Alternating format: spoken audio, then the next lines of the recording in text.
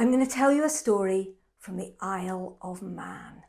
This is a story about a girl called Kiri, and she lived with her dad on a small farm on the coast of the Isle of Man. Now, Kiri had never been off the Isle of Man, she'd never been to sea, but her dad had been a sailor when he was young.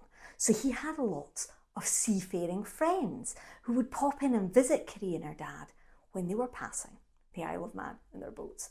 And sailors are splendid storytellers. And all of these visitors would tell Kiri and her dad tales from all over the other Celtic lands. And as Kiri grew up listening to these tales, she realised that the same kinds of magic and monsters often appeared in similar stories from different Celtic lands. Monsters particularly would reappear, different names in different stories. Waterhorses galloped through stories from lots of the Celtic lands. Wonderful, scary shapeshifters who would turn into beautiful horses in order to eat people or steal them away to be their servants. So Kiri loved hearing all these stories. Donald would visit and he would tell stories of the Scottish kelpie who could shapeshift into gorgeous, elegant horses or beautiful people to lure children into lochs to drown and devour them. Dafydd, when he visited, would tell stories of the Welsh Cefyl Dwr, a horse that if anyone ever tried to harness it to a cart or a plough would drown whoever had dared to put these things on the horse.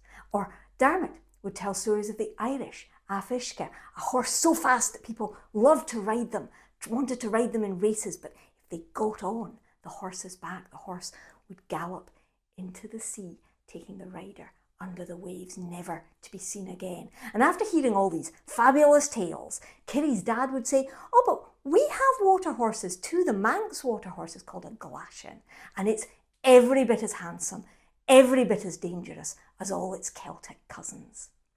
And all of these stories from all of these places conveniently contained information about how to escape from water horses in their human or horse form. For example, running water, you jumped over running water, you could be safe, or waiting for morning cockcrow, or waving a Bible, or wielding an iron blade. And Kiri loved listening to these stories, partly because she knew these stories were centuries old and also that magic tended to stay safely inside stories. So Kiri was confident she would never meet a water horse. One evening, just after Kiri's 16th birthday, a storm started to roll in from the sea. Kiri and her dad were in the farmhouse getting supper ready, and they could hear the wind and the rain battering the cottage. And just as they were getting ready to have supper, they heard a at the door. Kiri's dad opened the door, and there on the doorstep was a young man, no older than Kiri, and he was completely soaking wet. His fancy, quite old-fashioned clothes, blue silks and green velvets, were absolutely dripping water, and his hair, long and dark, was heavy and covering most of his face. And he spoke to Kiri's dad in a strange language that neither Kiri or her dad understood. But Kiri's dad said, "Oh, I don't need to know what you're saying, lad. I know what you need. Come on in, sit down by the hot fire and we'll get some hot food inside you." And the young man sat down and watched as Kiri was finishing off the supper. He watched as she was stirring the soup and slicing the bread, and he watched as she served supper on the table, and he nodded approvingly and smiled in thanks. And they all ate their supper and then sat back down by the fire. And by the warmth of the fire, Kiri's dad dozed off, as he usually did after a hard day's working in the fields. And Kiri got on with some more chores.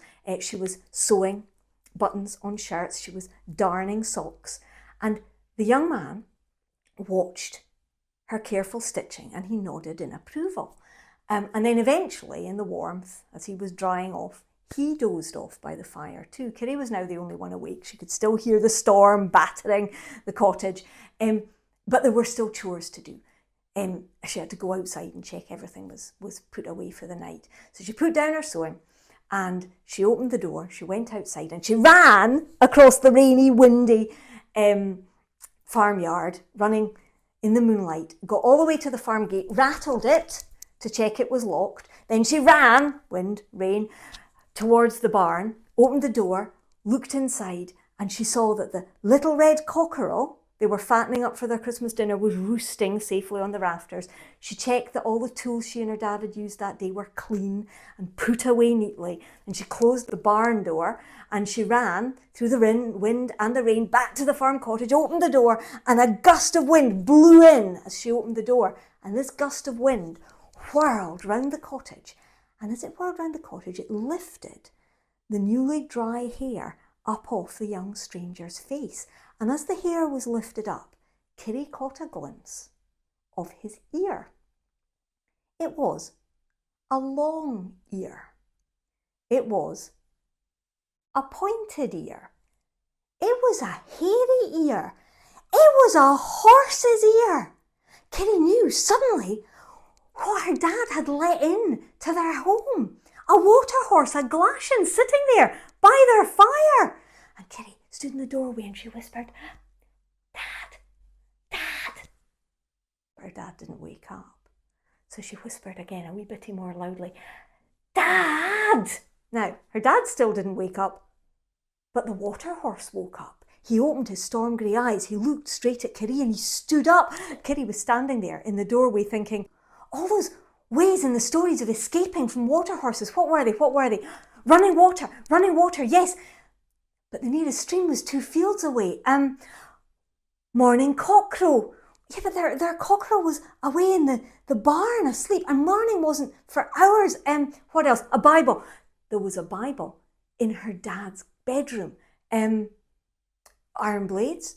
There were knives where she'd been preparing supper, but the Waterhorse was coming towards her. He was standing between her and anything useful in the cottage. She had to get him away. She had to get him out of her house. She had to get him away from her sleeping father. So Kitty turned and ran out into the stormy farmyard, and she ran towards the barn with the Waterhorse chasing her because she realised there were iron blades in there. A lot of the tools she'd checked just moments ago were iron blades. So she ran towards the barn. She reached out, she grabbed the door, she pulled it open. But before she could reach in and grab an iron blade, the Waterhorse grabbed her arm and pulled her back. And now Kitty and the Waterhorse were standing in the barn doorway in the rain, and the Waterhorse spoke to her. He used that strange language that neither her or her dad had understood. And he spoke quite softly and kind of soothingly and calmly, like her dad spoke to the animals on the farm. And as he was speaking, he was using the one hand that he wasn't using to hold Kitty to mime, to gesture. He was miming stirring, slicing, serving, sewing. Then he pointed at Kitty and then he pointed out at sea. And then again, stirring, slicing, serving, sewing. And Kitty thought, does he want me to be his servant in his home under the sea? I suppose being a Waterhorse's servant is better than being a Waterhorse's supper, but it's not what I'd planned for my life. So she shook her head. No, she said, no, I don't want to be your servant. The Waterhorse stuck his hand in his fancy velvet jacket pocket, pulled out a string of pearls and offered the pearls to Kitty. No, she said, no, even if my wages would be pearls, I don't want to be your servant. He snarled, the Waterhorse snarled, shoved his pearls back into his pocket, and he started to pull Kitty. He started to haul and try and drag her towards the sea. Kitty dug her heels in and resisted, tried not to be pulled, and she shouted, "Dad! Dad! Help!" But the wind whipped her words away and her dad didn't hear her. So she was trying not to be dragged away and the Waterhorse was hauling on her and pulling. And Kitty reached out, she grabbed the frame of the barn door and she held on, and the Waterhorse was dragging and pulling and roaring in frustration. And Kitty saw his long white teeth and thought, oh, I wonder if why he needs a servant is because he ate his last servant as his supper. And she held on tight and the Waterhorse was hauling on her. And Kitty's fingers started to slip on the door frame. She knew that she had to find a different way to escape from him. So she took her hand off the door frame. She said, maybe I'll have those pearls after all. She grabbed the pearls out of the Waterhorse's pocket and she flung them into the barn. She aimed really carefully at the little red cockerel on the rafter in the barn. She flung the pearls. They hit the cockerel right in the middle of the chest, and rudely awoken and terribly offended, the cockerel said, "Cock-a-doodle-doo, cock-a-doodle-doo." And as soon as he heard the cockerel, the Galshtin thought it was dawn. He thought it was morning when he had to be back in the sea. So he let go of Kitty and he ran off. And the morning cockcrow, early morning cockcrow, had woken Kitty's dad too, wondered why the cockerel was crowing in the middle of the night. So he ran out into the farmyard. So Kitty and her dad, standing in the moonlight in the rainy farmyard, they saw the Waterhorse shapeshift, bit by bit, as he ran to the sea. First bit to change with the young stranger's legs, turned into the back legs of a horse to hurdle the farm gate. Then his arms turned into a horse's front legs, his hands and his feet turning into hooves. Then his torso turned into a horse's belly and back. So it was a stallion with a man's head that was running towards the sea. Then the young man's head turned into a horse's head. And it was a beautiful, huge black stallion that leapt into the stormy waves and vanished into the sea. And Kitty told her dad about the pearls and the cockerel and how she managed to send the Galshtin back into the sea. And her dad said, "Oh, it was your cleverness and that bird's voice that saved you. So I think we should eat something different for our Christmas dinner this year." And Kitty agreed. So the little red cockerel lived a long and happy life. So did Kitty and her dad.